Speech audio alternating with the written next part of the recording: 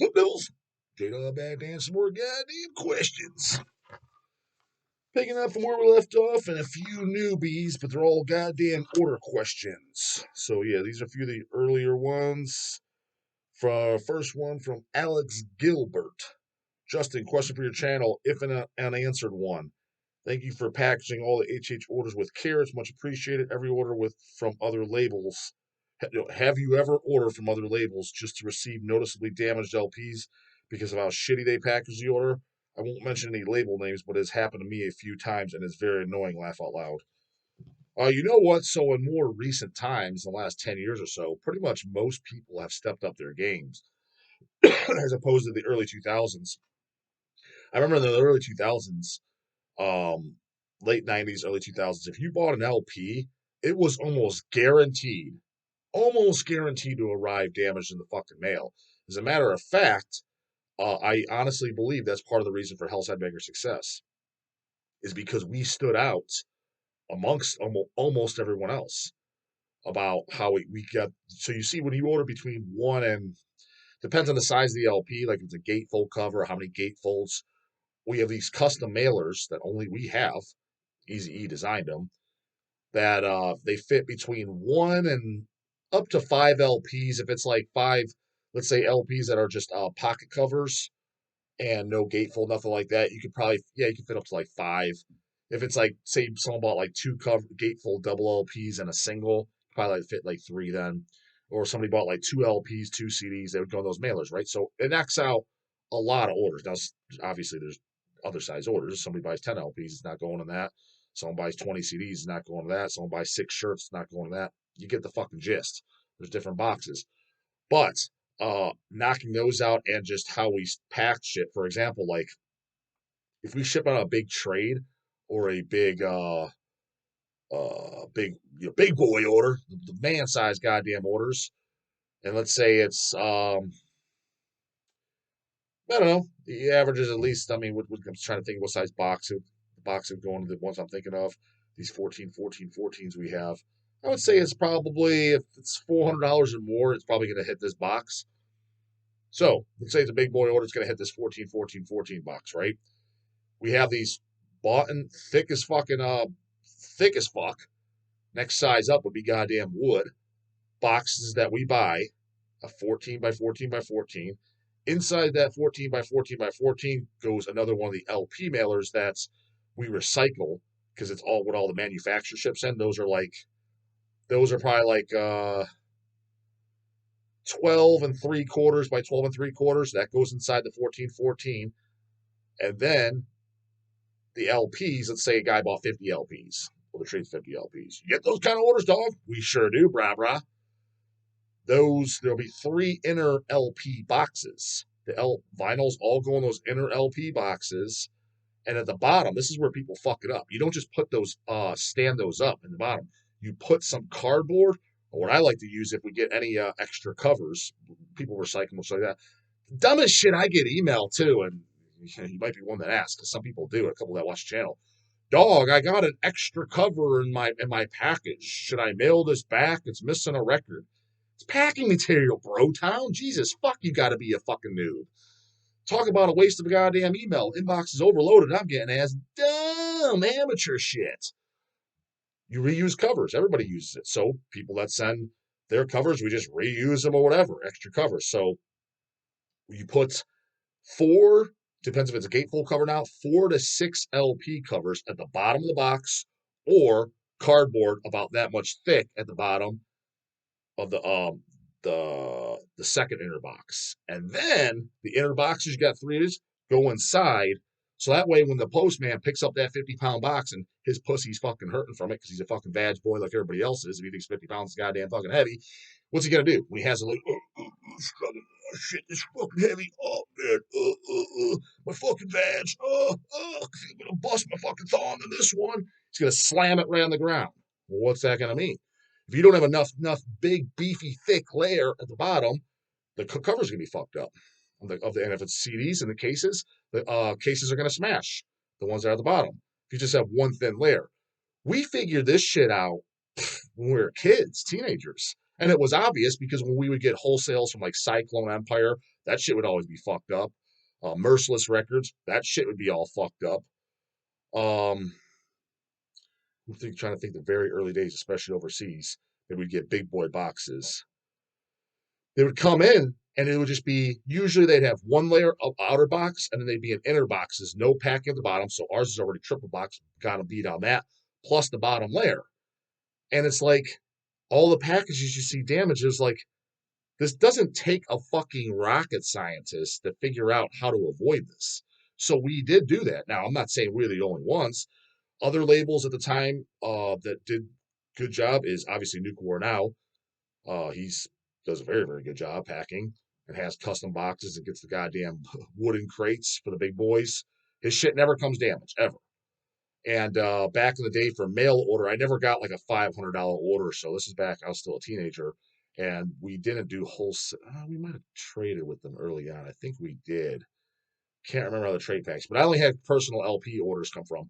As far as just single, you place an order like, hey, dog ordered the Infest Dead picture disc, and which I did. That's where I got it, the Infest Dead Hellfuck picture disc. And what I'm trying to think of, like maybe an Immolation LP or something like that. I'm trying to think. The distro I got it from was blackmetal.com. They were probably at the time, figure late 90s, early 2000s, they were probably the best. And even us, we topped them. And I think just mainly because of our custom mailers and other things I described that we were doing. That was just, again, like we were just teenagers. We figured this shit out. It was just, it's kind of common sense, especially when you receive stuff. So part of our success was, it wasn't like, hey, a bunch of fucking idiots, like, let me enter this scene and let's see what we can sell. It was fans like, okay, we order. Well, how would I make this better?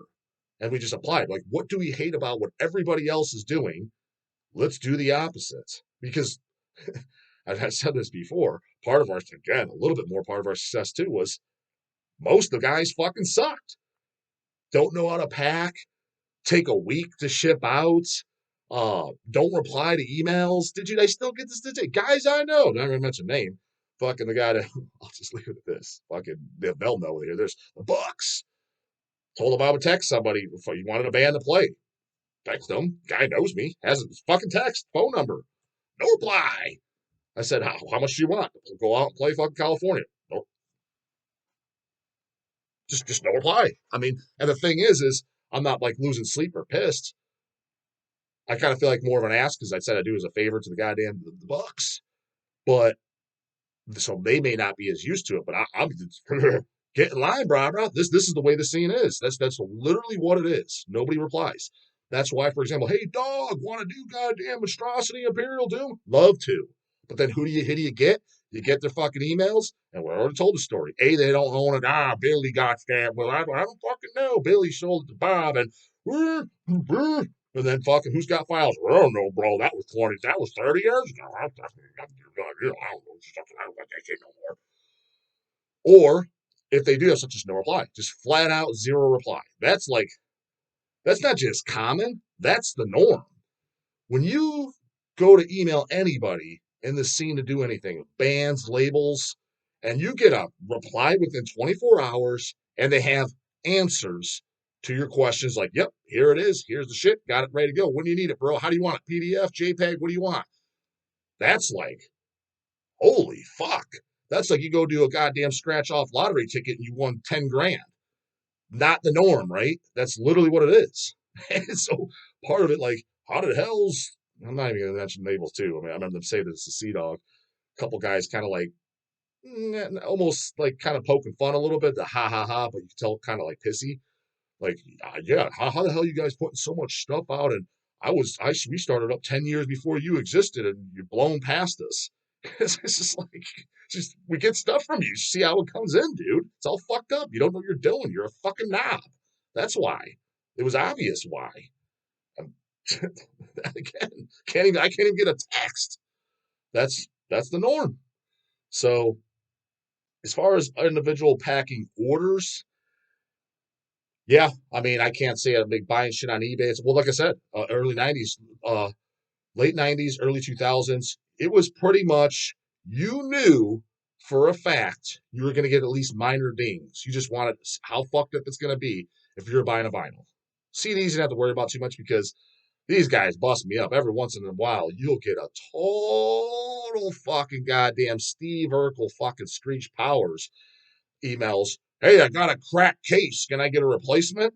It's like, I'm not sending out a 22-cent fucking case that's going to cost $2.50 to mail within the U.S. Just go get a new case, dude, or hold it. Or, I mean, I will send one if you place another order. Okay, I'll send you a new case. The thing's not damaged. A little crack in your case, Screech, isn't going to fucking kill you. Or again, put in the notes section, include a note, a new jewel case, okay, per the dog, and we'll toss it in there. But I'm not sending something out that costs 10 times as much as the actual product. So, yeah, you get a crack case here and there back in the day from Relapse or whatever. But even my assets, literally what I did, this is before Hell's, before we had bulk jewel cases, which anybody can buy. It's not because Hell's is the hookup. You can literally buy them online. That's all we do. Um, I would just go to a place like Record Exchange or whatever, and I'll just buy a CD case. I think they just upped them to 50 cents. I would just go buy a new case. I was like, it wasn't that in the goddamn world. It wasn't that big of a deal. And you just swapped out the shit. It's just the cases that are highly manufactured. But yeah, so nowadays people have much stepped their goddamn their game up. Some guys are still just doofus as fuck, dumb as fuck, no goddamn business in the world shipping vinyl. Anytime you get a record in the mail and it's shipped inside the cover, that's bing, guy that needs to be kicked out of the fucking scene, ass whooped in the parking lot. Literally doesn't know anything about shipping records. You got no business selling records. You do not ship a 12-inch record inside the cover. What do you mean? What do you mean, dog? I don't know. Why don't you? Fucking noobs. God damn, knew this shit at 15. Where we been, bro? Where we been? Because it slides up and down the cover and it splits the seams. Now, you may get lucky and it don't, but it's an 80% chance. So now you got a split seam cover. So whenever you bought on eBay or back in the day, you always put the notes, do not ship record in the cover. The fact that you still have to do that nowadays, I always do if I buy something on eBay because I don't expect the fucking part on there to fucking know because they still do it. But if you didn't mention it back in the day, they never removed that shit. That's why any of these, I guess I won't mention any fucking names, but it's obvious who it is. Any of these labels that are pressing records and they're shrink wrapped and they're inside the cover, poser alert, poser alert. They don't know how to ship records, dude. They don't know how to ship fucking records. Do you think, does Nuclear now do that? No. Does Hell's Headbangers do that? No. Does Iron Bonehead do that? No. What do? We like us. You put them in polys, actual polys. Now you have your products ready to go, not a shrink wrap that you're going to rip off. It's ready for collection, and the record is shipped behind the cover, not in front, Relapse, behind on the back side of the cover. That's how you ship a record. The big boy labels, again, it's morons run this shit that literally don't even listen to metal. Damn sure don't collect fucking records. Just driving up the goddamn work, listen to fucking Creed or something fucking stupid. That's who's running the goddamn show. I mean, that's obvious. It's completely obvious who's doing that. Only a Creed listener would ship a record inside a cover. Oh, no records? People still buy these? What is this? An immolation record? I don't know what this scary shit is. It's working there, dude. It's fucking obvious as fuck. Next goddamn fucking order question. P. William Holger. So what the fuck is that? P the first name, goddammit? Letter P. And Wilhelm, is that your middle name? I don't know. It's goddamn name he gave me. Order devil question. Demon Dog, tell us your personal hygiene tips for hair, skin, tanning, oil, and feeling your goddamn best. I don't know if this is a joke goddamn question. Hair, what fucking hair, bro? Wow, shit's fucking falling. Hulkamania's running wild over here. And I fucking common sense shit, man. Shower fucking daily. Only bums don't. And I shower whether it's I have a post workout or post cardio. You know what I mean? If I do either or, I shower right immediately after. I don't care at the gym. I don't care if somebody sees my pee pee. I'm not a fucking goddamn pussy. That's pussy shit, bro. Now, granted, I'm not in a goddamn 10-way fucking shower, prison style, fucking slapping other dudes' fucking asses. I'm not that guy that's walking around the entire locker room, dick hanging out, carrying on a conversation. But at the same time, I'm not afraid to fucking, jump in the goddamn shower. So that's what I do. Immediately when you sweat, your fucking pores are opened up, and I use I scrub that skin like pots and pans. God damn it, common sense. That's pretty much it. Nothing too goddamn fancy. Uh, Robert M. This is a goddamn. I think it's Murray is his last name. He's been lighting my inbox up like a motherfucker in email when he's, I guess, figure out how to work that thing. He used to be a money order.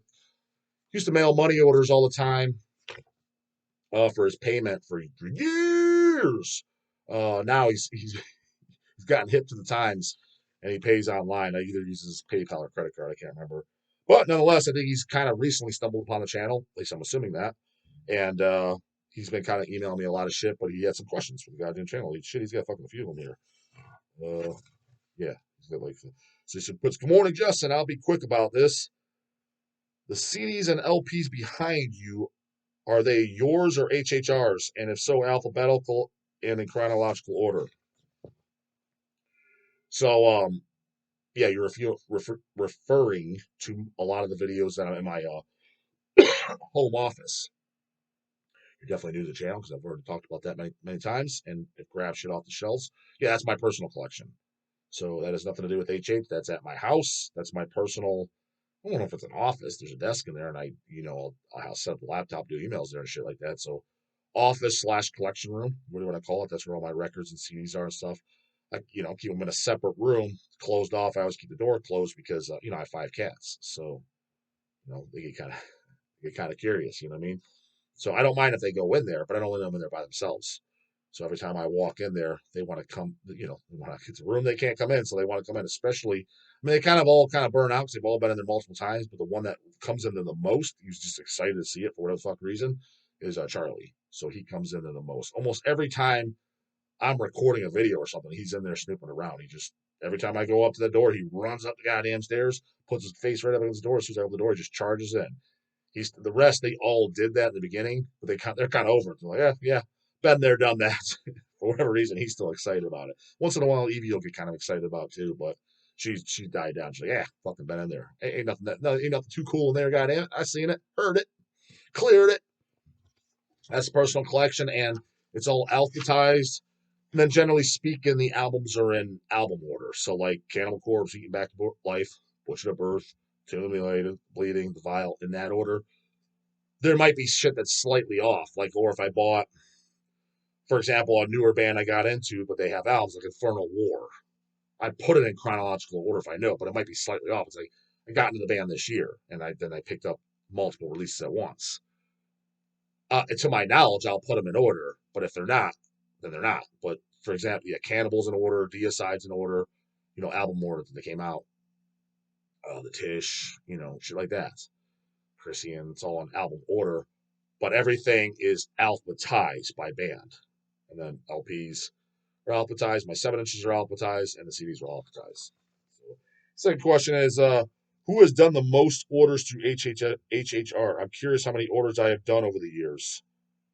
I can look you up, but to be honest, I think you were one of those fucking goddamn knuckleheads that was creating a different account every time that I just talked about the other goddamn day. I think your last name is spelled Murray, Murray. I'll search it. Yeah, you're one of those guys, all right, buddy. Grant, you never really annoyed me because you were never asking for a tracking number. You usually snail. Oh wait, there's a bunch of guys with no. Okay, you don't have not as bad as I thought. It said 188 accounts, but there's other guys with the last name, the exact same last name as you. You have 23 accounts, which is still excessive as fuck. Let's check your account. You created May 15th, 2020. How many orders you placed into there? One. Let's check the one from January 14th, 2024. So this year alone, January 14th and January 23rd, he placed 2 orders on this count.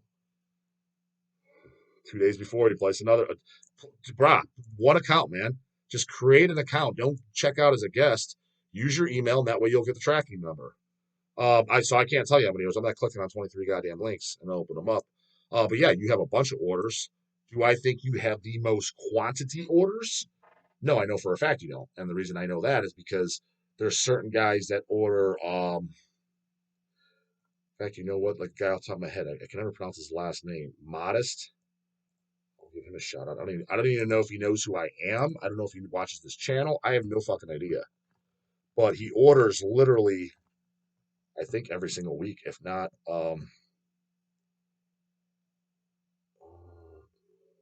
Is his name Modest?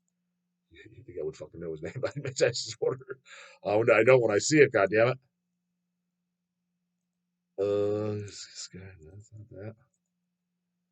You know what? That might be his last name. Let me try to check that.